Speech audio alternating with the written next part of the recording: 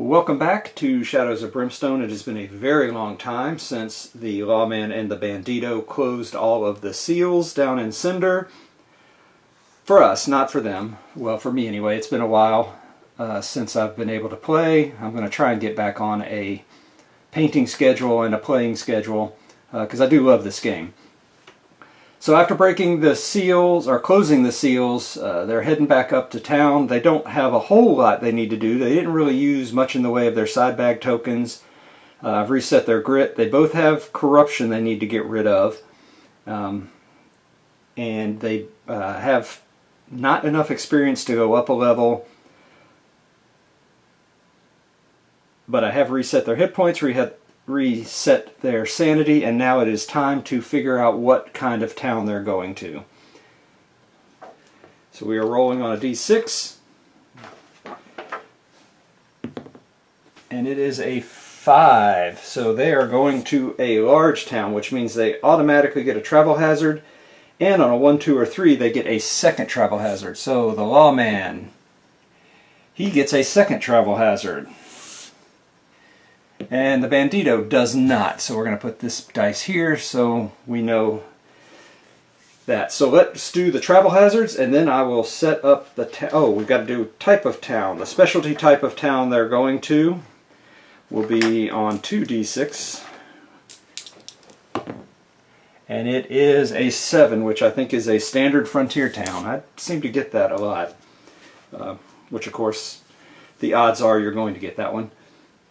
So let's do some travel hazards. Let me get to the travel hazard table. And we will start with the lawman. We're going to use a red. So here's his first travel hazard. Red is the 10's place, white is the 1's place. So it is a travel hazard number 13. Dark dreams. Camping along the trail, your dreams are filled with dark visions of the future and an impending dread. Each hero must make a Spirit 6 test. If you pass, you get some experience point and a grit. If you fail, you take sanity damage, ignoring willpower that carries over into the next adventure. So I guess you can't heal it in the town. Alright, so a Spirit. Well, the lawman is going to be hosed because he is a Spirit of 1. And so he takes d6 sanity damage. Whoop! He takes 5 sanity damage. Good job, dude. And the bandido has a Spirit of 4. And he'll probably fail too, and he fails too. So he will take, it's a little more important, oh, 6. He's going to use a grit to re-roll that. 1, much better. Sanity is his problem. Alright, so let's do travel hazard number 2 for the lawman. A 24. Dark stone convoy. As you ride up the trail, you come across a convoy of wagons carrying a load of dark stone and armed guards. They tell you that the town up ahead is paying top dollar for any dark stone they can get their hands on. During your next town stay, the dark stone shards sold by the heroes are worth an extra 25 each. Well, unfortunately the bandido just has 1, but the lawman does have a full case, and it might be time to get rid of those. Alright, now the bandido's travel hazard. 63. Snake oil salesman. You meet a traveling salesman on the road who excitedly opens up the sides of his cart and shows you his wares. He spins a good yarn about the medicinal quality of his tonics. Each hero must take a Cunning 5 test. If passed, you recognize the scam. If failed, you buy some of the elixirs only to discover they are little more than flavored water and pungent herbs as the dust cloud from the salesman's dirt disappears in the distance. Lose d6 times $25 and roll on a d6. On a roll of 6, one of the elixirs is actually worthwhile when you gain a tonic. Alright, so Cunning 5. The lawman has a Cunning of 4, and he passes, so he recognizes him. The bandido has a Cunning of 2, which I still don't understand given his backstory, but he fails. Okay, he fails. So he loses D6 times $25, so he loses 50 bucks. Not a big deal. And on a roll of a 6, he does not. So, alright, so he just lost 50 bucks. Alright, so let me set up for the town visit in a large town, and I'll be right back.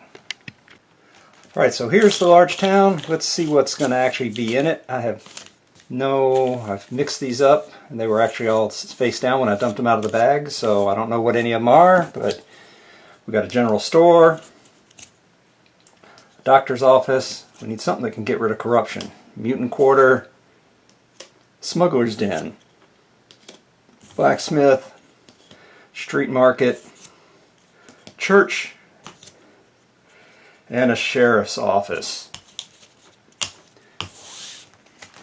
Okay. Let me set the rest of this up, and I'll be right back.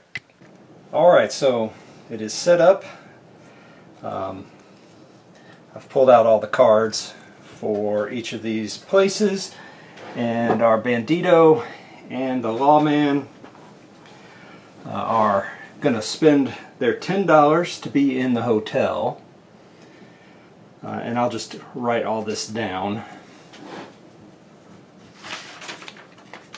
So the bandido's already lost 50 bucks. Now he's going to lose another 10. Lawman is minus 10. So they need to, first thing they need to do is do a daily event, and it is no effect. I'm not too sad about that. Next, we've got to find where they can get rid of corruption. My assumption is the church. I will check that out real quick. So, they're both going to go to the church. So let's roll for what happens at the church. Alright, 2d6.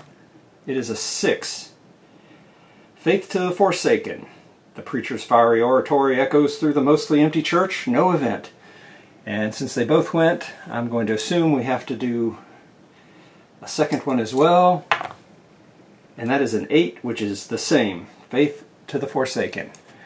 So, they're going to pay, first the lawman's going to pay 100 to remove corruption. So he removes 2d6 minus 2, corruption.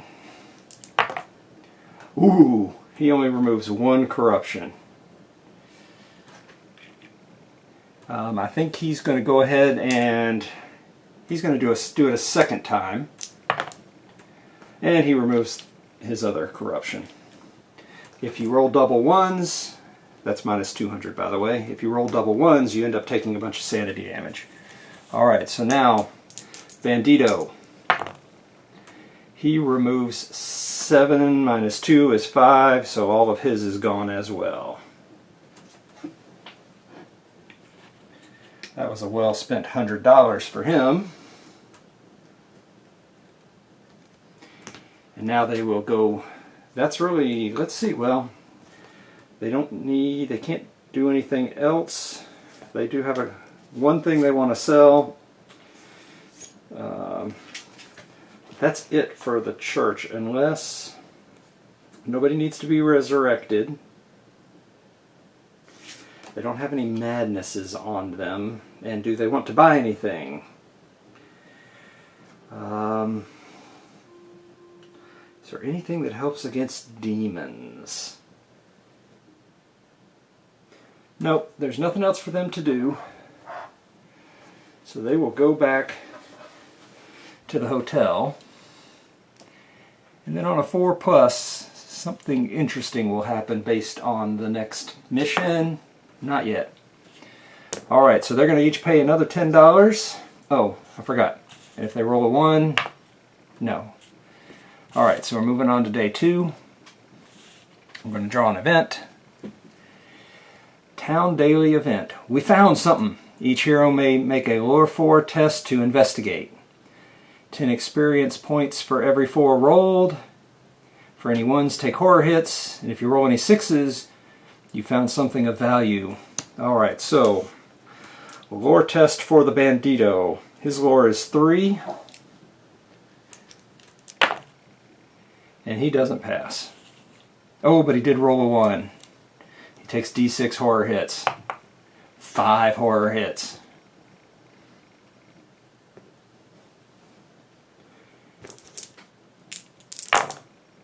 So he actually takes 4 horror. Great. He takes 4 sanity damage.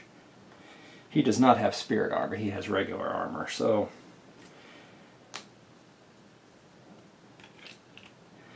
and now the lawman has a lore of 2. Oh, he passes, so he gets 10 experience, but no 6s. So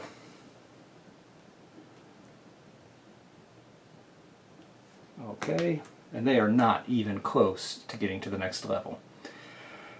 Alright, so where can they go to sell some dark stone?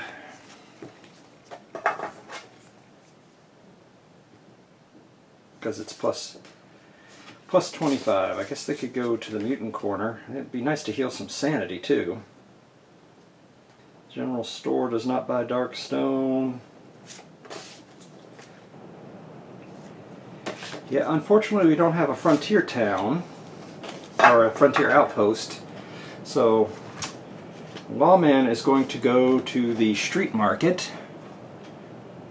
Where is the street market? Right here. And the bandido, is there anywhere that you can get rid of sanity? Because he's already having a problem with sanity.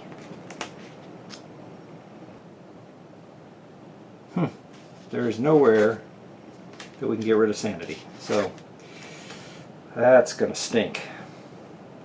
Though, you know what?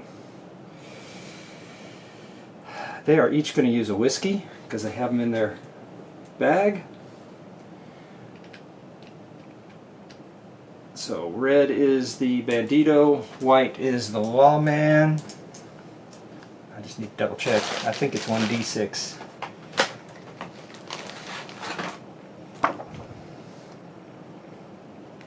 D6 sanity. Alright, red is the lawman. Red is the bandido, white is the lawman. Alright, so the bandido heals all of his. The lawman heals 3. That's good enough.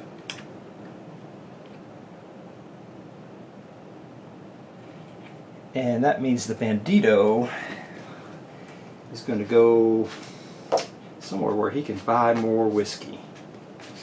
Ooh, mutant quarter, or does he go to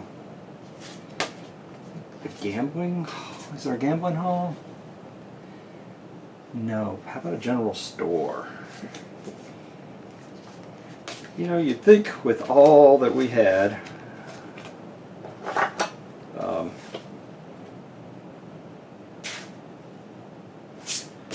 we could have bought more. He's going to go to the mutant quarter because it's cheaper there.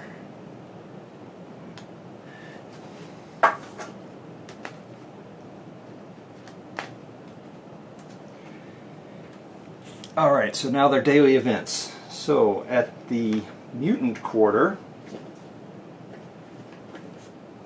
we get, a 10. Street vendor.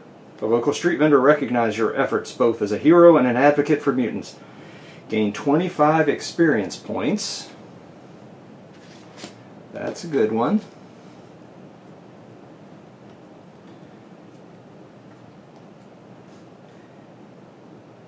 And you gain 1 free bandage, whiskey, or dynamite, for each mutation you have. Well, he doesn't have any mutations. So, oh well. And then, at the street market, the daily event hopefully will be good. Roll high, please.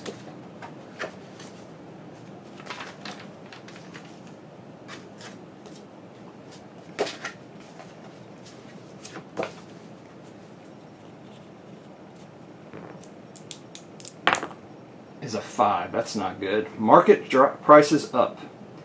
The winds aren't too good for bartering in the market. Prices are high. Nobody wants to budge. All prices at the street market are $50 more than usual. Well, he's not there to buy anything, so no biggie. So we will go ahead, and the lawman is going to sell 8 dark stone.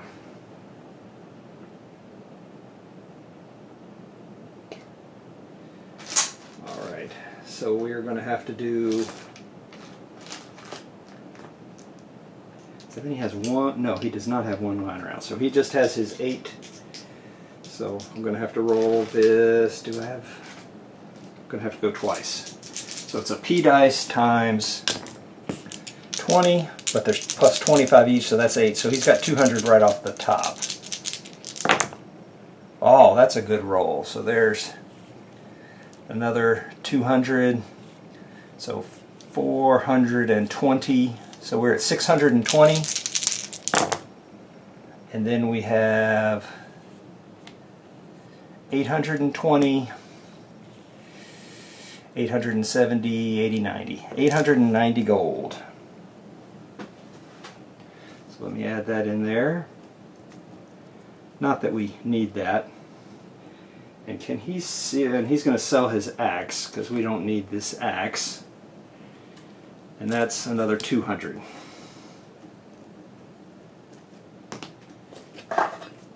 Okay. And now see if an event happens. It does not. Now let's see if our special thing happens. It does. They show up. They come back to the hotel and they find their old buddies, the U.S. Marshal and the saloon girl. They're at the hotel. "What are you guys doing here?" they ask. "We've just been having these really strange dreams that drew us here. We were retired. We didn't want to be doing this anymore, but neither of us can sleep. So we figured we'd better come out and address whatever this is going on." So the lawman and the bandido say, "We're done with this town. Unfortunately, the saloon girl and the sheriff need to do some purchasing of items, so they're going to have to stay around and stay another night. So they're going to pay their 10. The bandido and the lawman will also pay their 10, just hang out at the hotel. They're not going to go anywhere or do anything. So we will move on to day 3.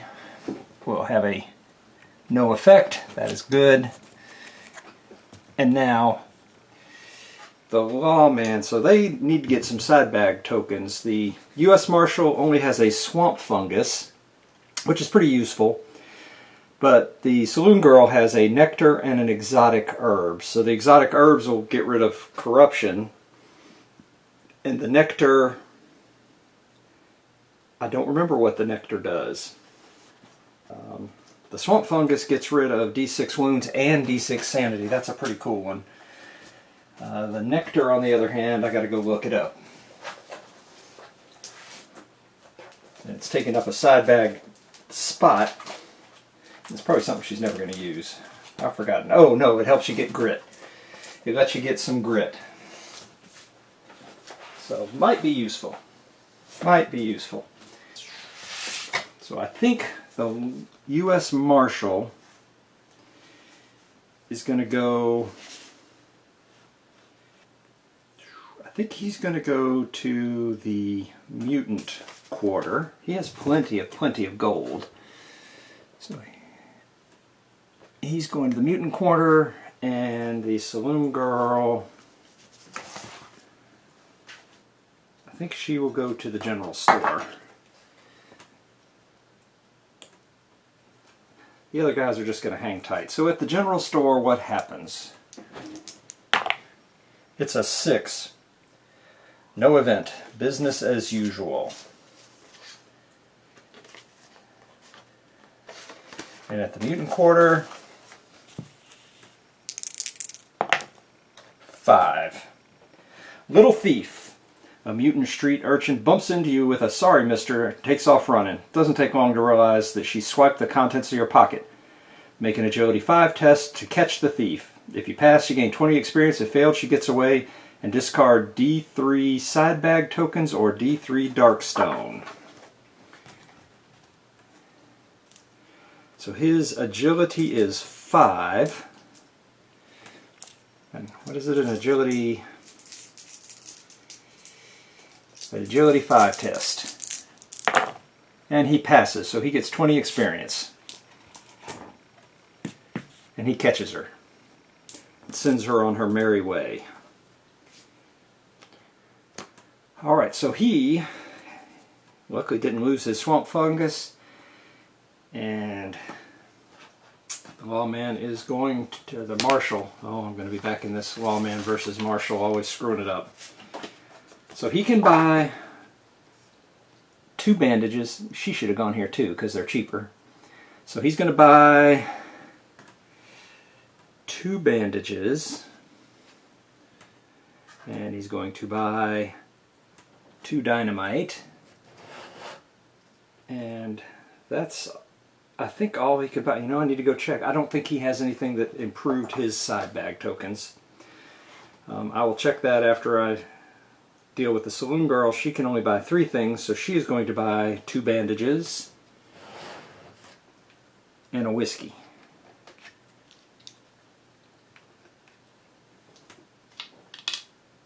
So she spent 150 of her horrendous 5,200 gold. And he did 200 of his. Marshall only has 2550 gold. Whereas Dan the lawman had 4,800 before he sold stuff, and Ben had 39. And he's only 300, the Bandito's only 380 experience away. So let me double check and make sure they can't get any more. They didn't have anything that got extra side bag tokens. Let me run through all of their stuff real quick. And I'll be right back. And actually, let's go ahead and roll and see if something happens. Nothing happens for the day. I'll double check that and I will be right back. Alright, so the marshal actually did have, he's got a capacity of 7. He got 1 for a town event and 1 for his level 5 upgrade. So he'll buy 2 additional whiskey because he can only buy 2 of any one item. So he is now maxed out. And that's another 80. Oh, and yeah, it wasn't minus 200, it was 80. So he's got 80 and 80, and then 175 twice is 350.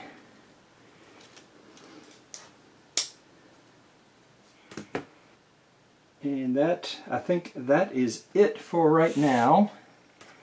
They'll come back. They're all going to hang out here at the inn, have a little chat. The lawman also has 7. So the lawman has 7 side bag items. The bandito has 6. The U.S. Marshal has 7. And the saloon girl still is at her 5. So I should have looked all that up beforehand. But here we go. So they've come back to the inn and they're talking about the dreams that brought the marshal and the saloon girl here. The lawman and the bandito had noticed something.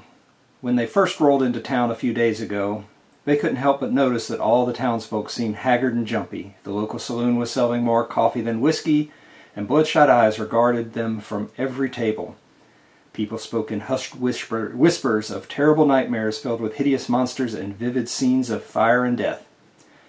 By early the next evening, 3 more townsfolk were dead in their sleep. But the real horror was seeing the death up close as one poor soul fell asleep in his chair at the saloon and awoke screaming with burning eyes before bursting into flame and showering into ash. It's been days now since you slept, and every moment is a fight to stay awake. You just have to make it a little longer to hunt down the source of these nightmares and put a stop to it, before you are also consumed by madness and flame. Alright, so this is the first mission of the Hellfire Succubi expansion.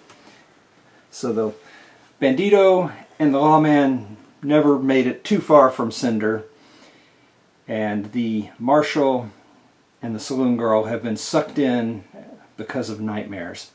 So setup. This mission is a standard setup. They start at the mine entrance tile. All heroes start with 1 less grit than normal. So I guess that's 0 grit. Since they've been awake for days. Also, each hero must roll once on the madness table using a d8 plus 3 instead of the normal 2d6. This is a sleep deprivation madness.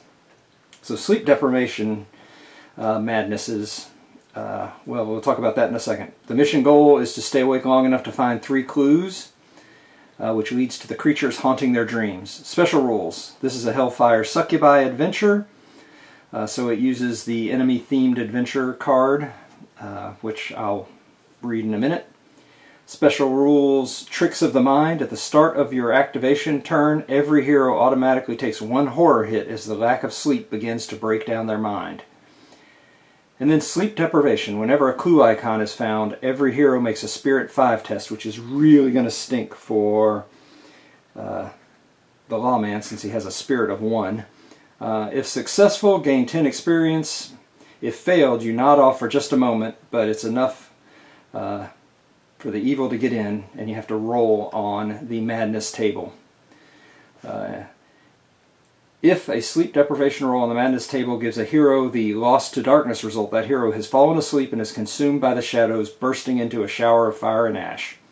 The hero is killed and a dynamite immediately goes off in their space to represent the explosive force. This hero may still be resurrected at the church in town as normal. Every hero may automatically remove all sleep deprivation madnesses at the end of the adventure. And then the last special rule is no escape from your nightmares. The heroes may not flee from this adventure. You have to finish it. Alright, so the objective is to find the 3rd clue. You do the standard ignore attacks and encounters, ignore doors and gates, do your sleep deprivation roll, and then reveal growing dread cards, and then face an epic threat selected only from those that include at least 1 demon or magic enemy on the card. Once all enemies have been defeated, you have successfully completed the mission, and you get 75 experience, which seems kind of low, and they may draw an artifact card from a random world. These are treasures stolen from the dreams of the dead. If you fail, you're so traumatized that they lose 1 health or sanity permanently. In addition, they may not stay at the campsite during the next town visit. So I'm going to set up for this mission. I'm going to pull all of the Cynder appropriate cards in there. Because there are 4 heroes, they will do medium threats, and of course they still will give them each 2 elite abilities. Alright, so let me get this all set up and I will return. So I have it set up. You start on the nighttime entry tile. I don't know why that matters. And then I have, for the epic threat, you can see over what I've done is I've pulled the non-demon ones are sticking up. I shuffled up all the epics that have a demon to them. That way, if there's something where I have to do an epic threat, I can shuffle the others back in, otherwise it's all set up. I've added the Hellfire Succubi, though I'm not sure we'll see them except from the adventure standpoint. And I've put in everything that was sort of Cynder related that I had, plus some of the other cavern stuff, basically the same stuff I used in the Caverns of Cynder. There were 4 darkness cards that came with the Hellfire Succubi pack. I don't know, because there are so many darkness cards. I've shuffled them up. It's, you know, I don't know if we'll see those or not. And what I've done is I've pulled out the specific encounters that go with specific map tiles. Bilal is watching them here.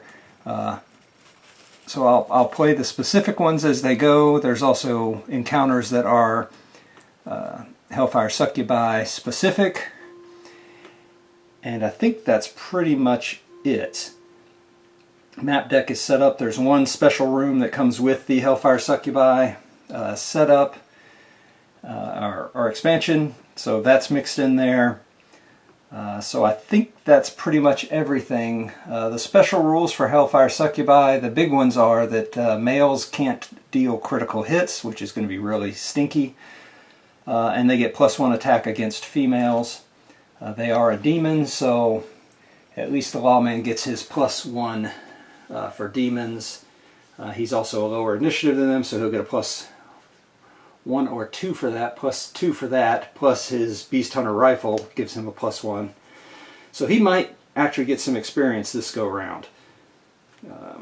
Other than that, I guess it's probably time to get started. So the Hellfire Succubi adventure, they're just like the werewolves and the vampires in that whenever you draw one or more encounters, roll a d6. On a roll of 1, 2, or 3, you must also draw a Hellfire encounter. So unlike the others, this one is actually an additional encounter. Common enemies, the Hellfire Succubi. Whenever a threat card is drawn, roll on a d6, 1, 2, or 3. Instead, you're attacked by Hellfire Succubi. And it's on a roll of 1, it also includes a Hellfire Witch.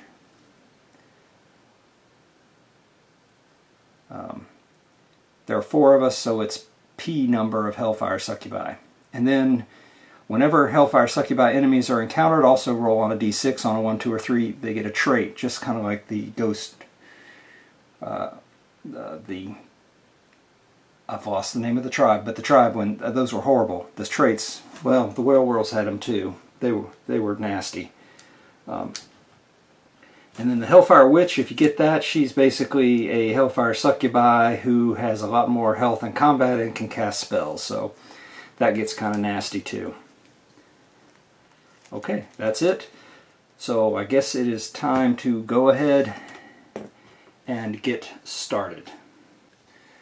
So as we get started, it has been a while since I've played, so if I make some mistakes, I apologize. As all of you know, there are lots and lots of rules. In fact, I put a whiteboard up in my game room. So that's just the bandido and the lawman and the Cynder rules. So I am probably more likely to forget some of the lawman and saloon girl rules. So there is a lot of rules to go over. And even having it up on the board, I still miss stuff. So anyway, let me go ahead and we will start off by trying to hold back the darkness. And we do. There's a shocker. Alright. So I guess Saloon Girl can go first. So she can move 5. She's going to go here. She is not looking through the door at this point. I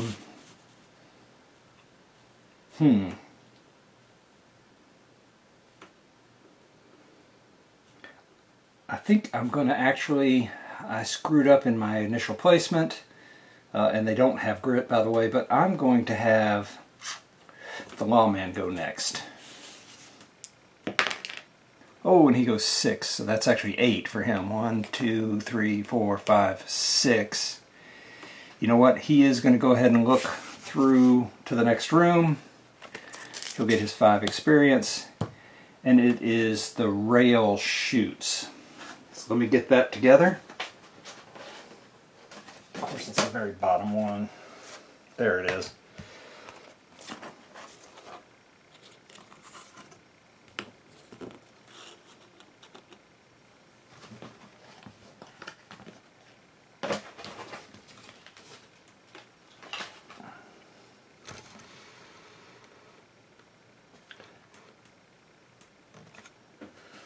So there's the rail shoots. Here's an encounter.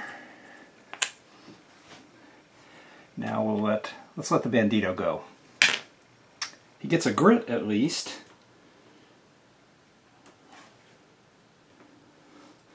So he's our only person with a grit. And then he gets to move 2. 1, 2. Well, that is a problem. Alright, so now the lawman, the marshal. Now he gets a grit on the 6.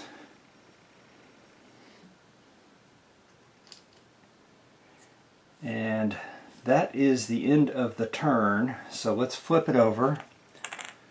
So we've got an attack, not an encounter, but we have the clue. So that means we've got to do the rolling thing, but let's do that first.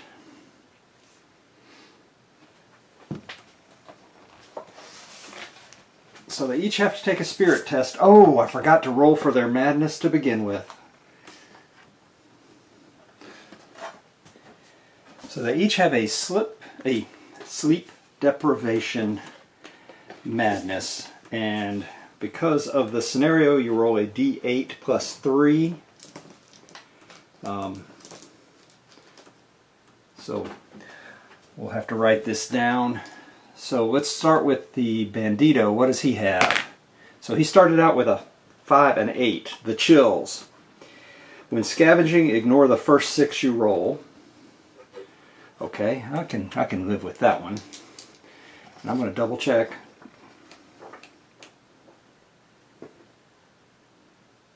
Yes, d8 plus 3. Alright, so now let's go with the lawman. 6, he's got a 9. Hallucinations, you can no longer trust what you see. Anytime you draw a loot card, roll on a d6. On a roll of 1, you instead take a sanity damage, ignoring willpower. Wow. So, d6 on loot. Oh, that stinks. Because that's not a scavenge. That means every time we kill something or finish a battle, he could take more damage at the end. Wow. This could be a very nasty adventure. Okay, let's go with the saloon girl. She's got an 8. She also has a chills. And the marshal, he also has the chills. And I looked, I don't see anything in here about stacking issues with the madness if they fail. So I would assume, so like if they roll the chills again, it would be the first 2 6s. Unless, wait a minute, what is lost to darkness is a 1 or 2. How can you roll? Oh, I see. If you have a madness, so just like regular madness, result above it on the chart. Oh, wait a minute. Okay. So basically, I don't know how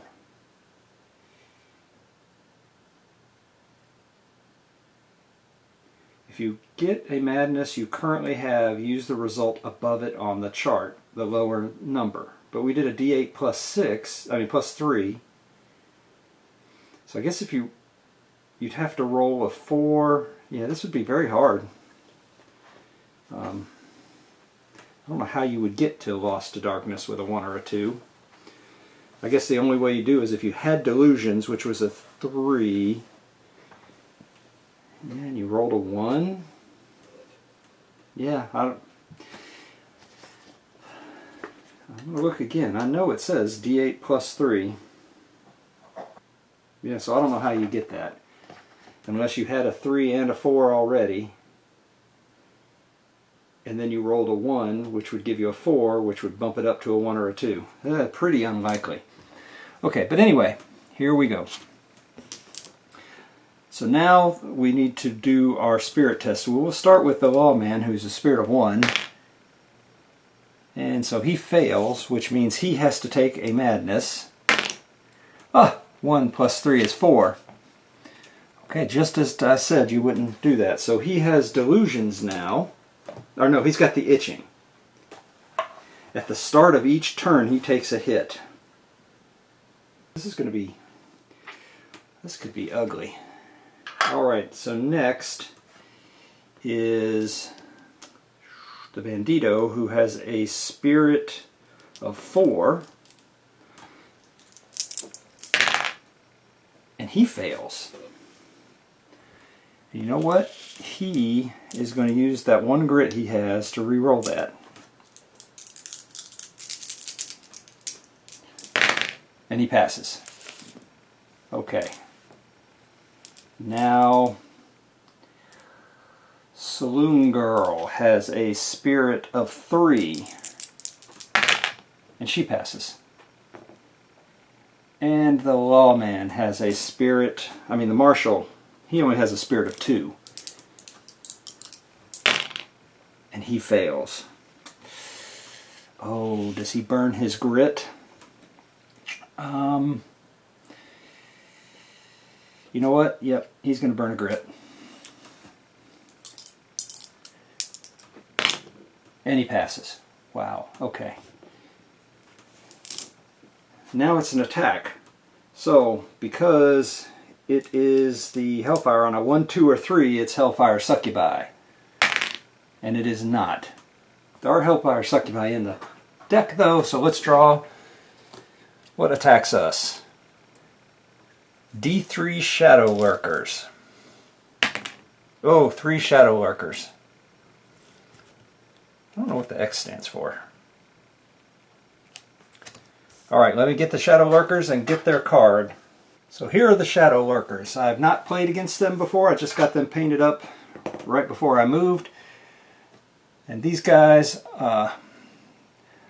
we are going to have to play the brutal side on them. I was mistaken with a level 5 posse. You do the brutal side, you don't add elite abilities. So I've got 3 of these Shadow Lurkers and the brutal side. So they're initiative 6. They always count as having 4+ cover, and they prioritize targets by the highest hero level. Feast of Shadows, the base damage of each Shadow Lurker combat hit is multiplied by the target's hero level. So example, if a target hero is level 5, each combat hit does 10 damage. Yikes! And then they gain +1 combat for each artifact card that their target carries that matches the world it is currently in. They are 4 combat, defense of 3 with health of 18. So those are our Shadow Lurkers. At least it's not an ambush.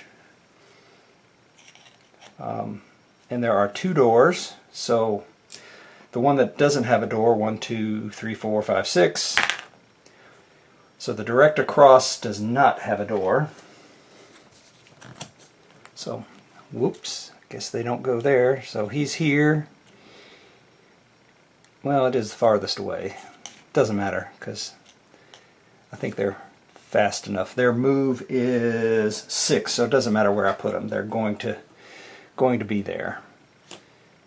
Alright, so that also means that because they can only get to the Saloon Girl, she's going to be taking the brunt of the attacks because she's level 5, and the Lawman is level 2. They're initiative 6. She is initiative 6 as well. They are demons, void, and ancient. Alright, so they actually will get to go first.